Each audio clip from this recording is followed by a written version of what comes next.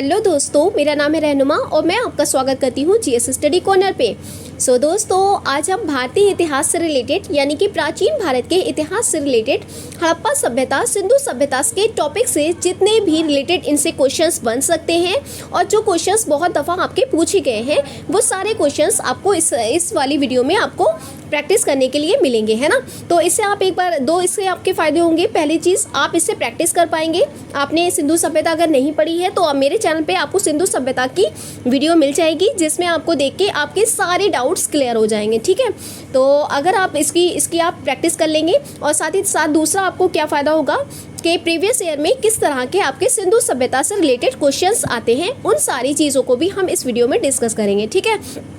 तो आप क्वेश्चंस देख पाएंगे कि किस किस तरह से आपके क्वेश्चन एग्जाम्स में बनते हैं। तो चलिए हम अपनी वीडियो को स्टार्ट करते हैं। तो सबसे पहले आपका क्वेश्चन अगर हम देखें, हड़प्पा सभ्यता सिंधु सभ्यता का जो समय है, पीरियड की बात करें तो 2500 ईसा पूर्व से 1750 ईसा पूर्व तक का समय हड़प्पा सभ्यता या सिंधु सभ्यता के नाम से जाना जाता है।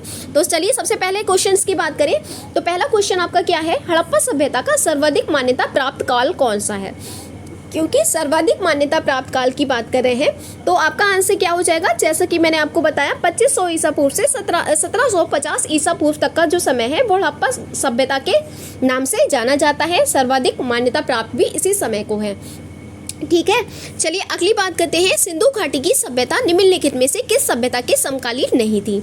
तो किसके समकालीन नहीं थी, तो आपके ऑप्शंस पे नज़र डालते हैं। मिस्र की सभ्यता, चीन की सभ्यता, मेसोपोटामिया की सभ्यता या ग्रीक की सभ्यता। तो इसमें देखिए क्वेश्चन आपका क्या पूछा गया है, समकालीन नहीं थी। तो जब नहीं की बात करें तो दूसरे का आंसर क्या हो जाएगा, तो आपका आंसर हो जाएगा डी, ग्रीक की सभ्यता, ठीक है। नेक्स्ट पे चलते हैं, सिंधु घाटी की सभ्यता कहाँ तक विस्तृत थी।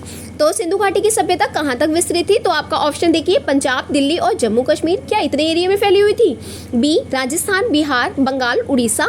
सी, पंजाब, राजस्थान, गुजरात, उड़ीसा और बंगाल। डी, पंजाब, राजस्थान, गुजरात, उत्तर प्रदेश, हरियाणा, सिंध और बलूचिस्तान।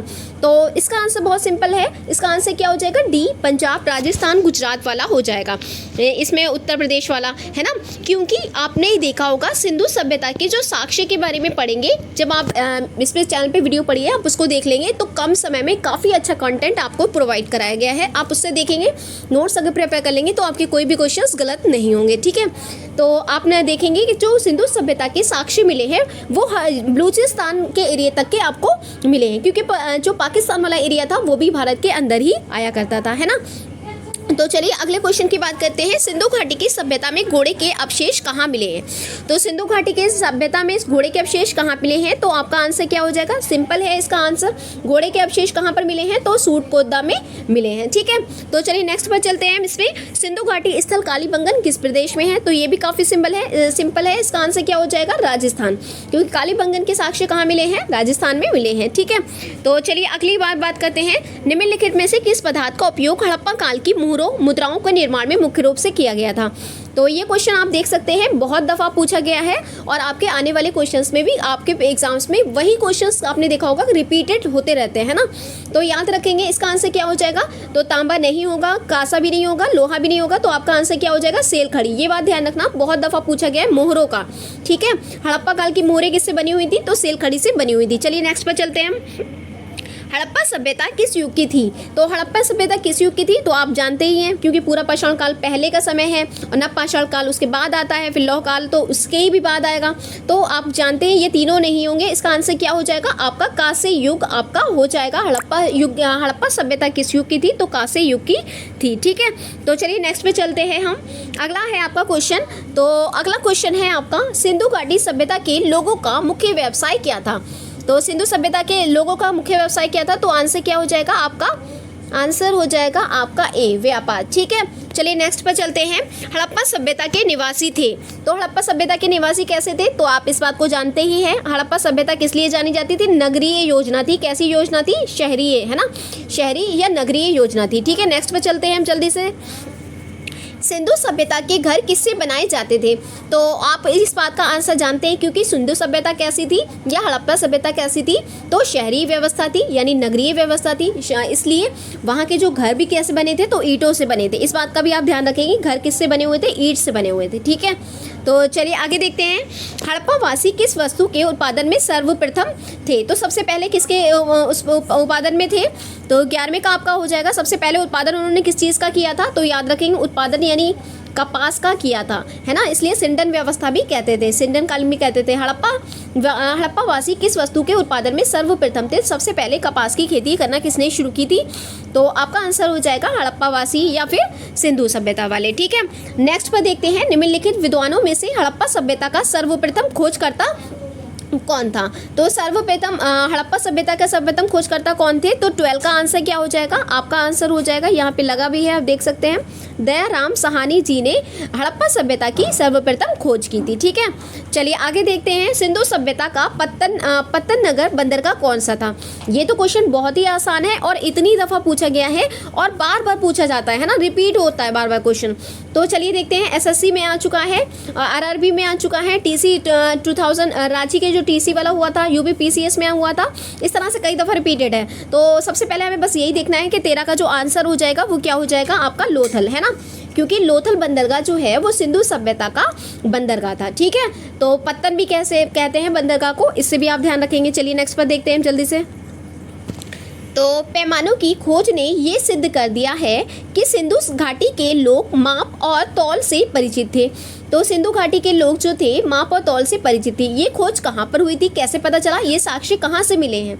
क्योंकि आप जानते हैं इसके लिखित साक्ष्य तो हमें नहीं मिलते हैं, तो हमें साक्ष्य कैसे मिले हैं? खुदाई करके या खदानों को खोद के जो ज़मीनों से अंदर से प्राप्त होता है, इससे हमें साक्ष्यों की प्राप्ति हुई थी, जिससे हमें पता चलता है कि उस समय कल्चर कैसा था, उस समय की संस्कृति कैसी थी, मतलब इन सारी चीज़ों के बारे में जानकारी मिलती है। ठीक है, तो 14 नंबर की बात करें तो आपका आंसर क्या हो जाएगा? याद रखेंगे, इसका आंसर हो जाएगा ना कालीबंगन होगा, ना हड़प्पा, चनहुतलो भी नहीं होगा, इसका आंसर क्या हो जाएगा? लोथल हो जाएगा। ठीक है, तो 14 का आंसर क्या हो जाएगा? आपका डी वाला हो जाएगा, राइट हो जाएगा। चलिए अगले पे देखते हैं। 15वां क्वेश्चन है, हड़प्पा कालीन समाज किन वर्गों में विभक्त था? तो किसमें विभक्त था? हम देख सकते हैं, शिकारी, पुजारी, किसान और क्षत्रिय। तो क्या ये आंसर सही होगा? तो ये आंसर बिल्कुल भी सही नहीं होगा, है ना, क्योंकि आप जानते हैं सिंधु सभ्यता में मंदिरों के बारे में कोई जानकारी नहीं मिली है ना, तो उस समय पुजारी कहाँ से आए? जब मंदिर ही नहीं थे तो पुजारी कहाँ से आए, है ना। तो अगला देखते हैं, विद्वान, योद्धा, व्यापारी और श्रमिक। चलिए आगे देखते हैं और ऑप्शन क्या है, फिर हम आंसर को देखेंगे पहले, क्योंकि हमें ऑप्शन पढ़ना भी ज़रूरी है। ब्राह्मण, क्षत्रिय, वैश्य और शूद्र। तो ये जो 4 हैं ये आप जानते हैं वैदिक सभ्यता में देखने को मिलता है। राजा, पुरोहित, सैनिक, शूद्र। राजा आजा तो होते नहीं थे सिंधु सभ्यता के टाइम में, तो पूरी तरह से जानकारी नहीं प्राप्त होती। सबसे पहले अगर हम बात करें तो आंसर, इसका सही आंसर बिल्कुल, अगर हम सही की बात करें तो आंसर क्या हो जाएगा? बी वाला हो जाएगा, विद्वान, योद्धा, व्यापारी और श्रमिक जो थे। हड़प्पा कालीन समाज किन वर्गों में विभक्त था? तो वर्गों की बात हो रही है, इस समय राजाओं की नहीं, है ना। तो विद्वान, योद्धा और व्यापारी और श्रमिक। ठीक है, तो 15 वाले का आंसर क्या हो जाएगा? आपका बी हो जाएगा। चलिए नेक्स्ट पर चलते हैं हम जल्दी से। तो सी की बात करें, सिंधु सभ्यता का सर्वाधिक उपयुक्त नाम क्या है? तो अगर हम सिंधु सभ्यता की बात करें तो इसका उपयुक्त आंसर क्या हो जाएगा? तो 16 का देखिए, ये एक चीज़ ध्यान रखिएगा कि जो ये वाला, जैसे ये आपका है, सिंधु सभ्यता का सर्वाधिक उपयुक्त नाम क्या है? तो क्योंकि सिंधु सभ्यता को सिंधु घाटी सभ्यता के नाम से भी जाना जाता है, सिंधु सभ्यता के नाम से भी जाना जाता है, हड़प्पा सभ्यता के नाम से भी जाना जाता है। लेकिन ये क्वेश्चन आया हुआ है तो आपको इसको ध्यान रखना है। इसका आंसर क्या हो जाएगा? हड़प्पा सभ्यता हो जाएगा। तो सबसे पहले क्योंकि सिंधु सभ्यता की जो सिंधु के पास हुई थी खोज, इसलिए सिंधु घाटी सभ्यता भी जानते हैं, सिंधु सभ्यता भी। लेकिन सबसे पहले खोज किसकी हुई थी? हड़प्पा सभ्यता की, इसलिए इसे हड़प्पा सभ्यता के नाम से भी जाना जाता है। ठीक है, चलिए नेक्स्ट पर चलते हैं। 17 का जो क्वेश्चन है आपका, तो आपका क्वेश्चन है, निम्नलिखित में से कौन सा या कौन से लक्षण सिंधु सभ्यता के लोगों का सही चित्रण करते हैं या करता है? ऐसा कौन सा लक्षण है जो सिंधु सभ्यता के लोगों का सही चित्रण करता है ना, ये पूछा गया है। तो आपके ऑप्शन क्या है? उनके विशाल महल और मंदिर होते थे, क्या ये बात सही है? तो ये चीज़ मैंने वीडियो में पूरी डिटेल से बहुत अच्छे से बताई है। तो आप उसको भी देख सकते हैं ना, उससे सारे डाउट्स आपके क्लियर हो जाएंगे। तो उनके विशाल महल और मंदिर होते थे? नहीं, ये ऐसा तो होता नहीं था ना। वे देवियों और देवताओं दोनों की पूजा करते थे। वे युद्ध में घोड़ों द्वारा खींचे जाने वाले रथों का प्रयोग करते थे। तो इसमें आंसर क्या सही हो जाएगा? तो आपका आंसर सही हो जाएगा इसका, अगर हम देखें तो इसमें एक ही बात सही है। कौन सी बात सही है भाई? कौन सी हो जाएगा आपका आंसर? एक सेकेंड। तो इसका आंसर क्या हो जाएगा? क्योंकि हमें एक ही बात सही देखने को मिली है, केवल 2 हो जाएगा, है ना। क्योंकि उनके विशाल महल मंदिर होते नहीं थे। मैंने आपको अभी अभी बताया कि उस समय मंदिर का साक्ष्य हमें नहीं मिलते, है ना। युद्ध में घोड़ों द्वारा खींचे जाने वाले रथों का प्रयोग करते थे, तो ऐसा भी कुछ नहीं है। तो हमारा एक ही बात क्लियर है भाई, देवी और देवताओं दोनों की पूजा किया करते थे। ठीक है, ये वाला केवल 2 कथनों को चुनिए जो सही चित्रण करें, तो केवल 2 हो जाएगा आंसर। ठीक है, चलिए आगे देखते हैं। हड़प्पा सभ्यता की खोज किस वर्ष हुई थी? तो इसका आंसर तो बहुत ही आसान है, बहुत दफ़ा पूछा गया है। किसने किया था? दयाराम साहनी ने, है ना। तो इसका आंसर क्या हो जाएगा? तो 18 का आंसर हो जाएगा आपका डी, 1921। ठीक है, 1921। अगले पे चलते हैं हम। हड़प्पा सभ्यता के बारे में कौन सी उक्ति सही है? क्या बात सही है? तो हड़प्पा सभ्यता के बारे में कौन सी जानकारी बिल्कुल सही है? तो अगला हम ऑप्शन पे देखते हैं, ध्यान देते हैं, फिर देखते हैं आंसर क्या होता है हमारा। उन्हें अश्वमेध की जानकारी थी, गाय उनके लिए पवित्र थी, उन्होंने पशुपति का सम्मान करना आरंभ किया था, उनकी संस्कृति सामान्यता स्थिर नहीं थी। तो अगर हम सिंधु सभ्यता के बारे में बात करें तो आंसर क्या होगा? उन्होंने पशुपति का सम्मान करना आरंभ किया था। ये चीज़ मैं पहले भी बता चुकी हूँ, तो आपको इसको ध्यान रखना है। पशुपति का सम्मान करना आरंभ कर दिया था, है ना। चलिए आगे देखते हैं हम। हड़प्पा के लोगों की सामाजिक पद्धति थी, तो सामाजिक पद्धति कैसी थी? तो आप इसको भी ध्यान रख सकते हैं। इसका आंसर क्या हो जाएगा? क्योंकि उस समय क्या था? ऊंच नीच नहीं थी, उचित समतावादी थी, समानता थी, है ना। हड़प्पा के लोगों की सामाजिक पद्धति कैसी थी? तो उचित समतावादी थी, है ना। चलिए आगे देखते हैं। ये देखिए, इसका तो आंसर पहले से ही लगा रखा है ना। तो चलिए देखते हैं। सिंधु का नकली स्थान या बाग हड़प्पा सभ्यता के किस पुरा स्थल को कहा जाता है? तो सिंधु का नकली स्थान या फिर बाग किसे कहा जाता है हड़प्पा सभ्यता में? तो कहाँ पे हो जाएगा? तो इसका आंसर क्या हो जाएगा? आपका बी हो जाएगा, यानी कि मोहनजोदड़ो वाला जो एरिया है वो सिंधु का नकली स्थान या बाग के नाम से जाना जाता है। ठीक है, चलिए आगे जल्दी से देखते हैं। हड़प्पा सभ्यता के संपूर्ण क्षेत्र का आकार किस प्रकार का था? तो किस प्रकार का था ये बहुत ही दफ़ा बता चुके हैं। तो इसका आंसर क्या हो जाएगा? त्रिभुजाकार हो जाएगा, सी वाला हो जाएगा। ठीक है, तो क्या हो जाएगा भाई? 22 का आपका हो जाएगा सी, है ना। चलिए ठीक है, चलिए नेक्स्ट पर चलते हैं हम। 23 वाला आपका है, एक सूची दे रखी है। सूची कैसी दे रखी है भाई? सूची 1 दे रखी है और सूची 2 दे रखी है। तो सूची 1 को मतलब स्थल, कोई जगह का नाम दे रखा है एक तरफ, और दूसरी तरफ क्या दे रखा है? नदियाँ दे रखी हैं। इधर आपके स्थल दे रखे हैं। तो इनको क्या करना है? मैच करना है। तो इसको बस हम इसको क्या देखते हैं, जल्दी से हम देखते हैं। तो 23 वाला का आपका आंसर क्या हो जाएगा? तो ये वाला हो जाएगा आपका जैसे। तो ए का आपका किससे मिलेगा? तो ए का हो जाएगा भोगवा, है ना। हड़प्पा जो है वो रावी नदी के किनारे है। सॉरी, ये वाला धोखे से, सॉरी। तो देखिए इसका क्या हो जाएगा भाई? इसका एक सेकेंड। तो इसका आंसर क्या हो जाएगा? ए वाला हो जाएगा, ये वाला, है ना। क्योंकि हड़प्पा को रावी से मिलाना है और मोहनजोदड़ो सिंधु नदी के किनारे है। लोथल आप जानते ही हैं, भोगवा और कालीबंगा घग्गर हो जाएगा। तो आपका सबसे सही आंसर क्या बैठ रहा है? तो ए का फर्स्ट वाला हो गया, है ना, बी का दूसरा, सी का तीसरा, डी का चौथा। इस तरीके से आपका आंसर हो जाएगा। तो इसका आंसर क्या हो जाएगा? ए हो जाएगा। चलिए आगे देखते हैं हम। 24 वाला, हड़प्पा सभ्यता के अंतर्गत हल से जोते गए खेत के साक्ष्य कहाँ से मिलते हैं? तो इसके ऑप्शन क्या है? ए रोपण, बी लोथल, सी कालीबंगा, डी बाड़ावाली। तो इसका आंसर क्या हो जाएगा? तो इसका आंसर हो जाएगा आपका सी। क्या हो जाएगा भाई? कालीबंगा, क्योंकि कालीबंगा से ही जुते गए खेत के साक्ष्य प्राप्त होते हैं, है ना। तो चलिए आगे देखते हैं। सैंधव सभ्यता की ईंटों का अलंकरण किस स्थान से मिला है? तो इसका क्या हो जाएगा आंसर? तो आप इसका पहले ऑप्शन पे नजर डालते हैं। कालीबंगा होगा, या फिर चनहुदड़ो, या मोहनजोदड़ो, या बाड़ावाली। तो 25 का आंसर क्या हो जाएगा? तो 25 का आंसर हो जाएगा कालीबंगा। तो इसका सही आंसर क्या हो जाएगा? एक सेकेंड। इसका आंसर हो जाएगा कालीबंगा। ठीक है, चलिए नेक्स्ट पर चलते हैं। मोहनजोदड़ो कहाँ स्थित है भाई? कहाँ स्थित है मोहनजोदड़ो? तो इसको भी हम देखेंगे। तो 26 वाला इसका आंसर क्या हो जाएगा? इसका आंसर हो जाएगा सिंध, क्योंकि सिंधु नदी के किनारे आपका मिला ही है। और जो पहले भी आप इस बात को आप जानते हैं, क्योंकि सिंध वाला जो एरिया है वो भारत के अंदर ही आया करता था, है ना।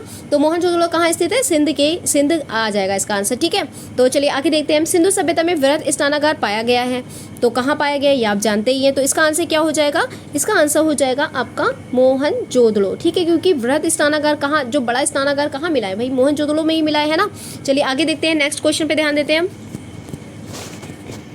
सिंधु सभ्यता की जो आपका क्वेश्चन है, सिंधु सभ्यता की मुद्रा में किस देवता के समतुल्य चित्रांकन मिलता है? तो सिंधु सभ्यता में किस देवता के समतुल्य चित्रांकन मिलता है? तो इसका आंसर क्या हो जाएगा आपका? आद्य शिव मिलता है ना, आद्य शिव का मिलता है। ये चीज़ आपने जो वीडियो मैंने बनाई है उसमें आपको देखने को ये चीज़ें मिल जाएंगी, है ना। तो इसका अगला देखते हैं, निम्नलिखित में से कौन सा हड़प्पाकालीन स्थल गुजरात में था? तो कौन सा हो जाएगा भाई? कालीबंगा आप जानते ही हैं राजस्थान है ना। तो इसका तो सिंपल आंसर है, बहुत ही आसान है। गुजरात वाला एरिया कौन सा हो जाएगा? तो गुजरात वाला आंसर हो जाएगा आपका डी, लोथल हो जाएगा। और ये क्वेश्चन आपका पूछा गया है, पहले वाला भी क्वेश्चन आपका पूछा गया है, ठीक है। तो चलिए आगे देखते हैं, मोहनजोदड़ो का स्थानीय नाम क्या है? जीवितों का टीला या कंकालों का टीला या फिर दासों का टीला या मृतकों का टीला? तो 30 का आंसर क्या हो जाएगा भाई? मृतकों का टीला, है ना।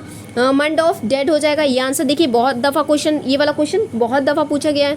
तो चलिए आज के लिए इतना ही रखते हैं। आगे के जो क्वेश्चंस है हम इसके आगे कल इसके क्वेश्चंस को कल हम लोग सॉल्व करेंगे।